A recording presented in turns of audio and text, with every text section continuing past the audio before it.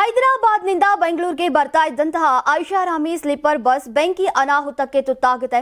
Driver, conductor ಸೇರಿ 42 ಪ್ರಯಾಣಿಕರಲ್ಲಿ 20ಕ್ಕೂ ಹೆಚ್ಚು ಮಂದಿ ಸಜೀವ ದಹನವಾಗಿದ್ದಾರೆ.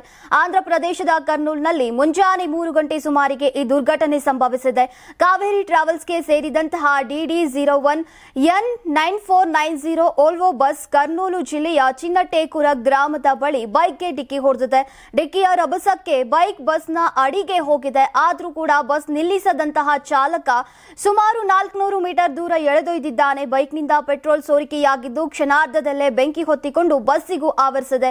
ಬಸ್ಸಿನ ಡೋರ್ ಕೂಡ ಜಾಮ್ ಆಗಿದ್ರಿಂದ ಪ್ರಯಾಣಿಕರು ತಪ್ಪಿಸಿಕೊಳ್ಳೋಕೆ ಸಾಧ್ಯವಾಗಿಲ್ಲ. ಎಮರ್ಜೆನ್ಸಿ ಡೋರ್ ಮತ್ತು ಕಿಟಕಿ ಗಾಜುಗಳನ್ನು ಒಡೆದು ಹೊರಗೆ ಹಾರಿ 12 ಮಂದಿ ಪ್ರಾಣವನ್ನ ಉಳಿಸಿಕೊಂಡಿದ್ದಾರೆ.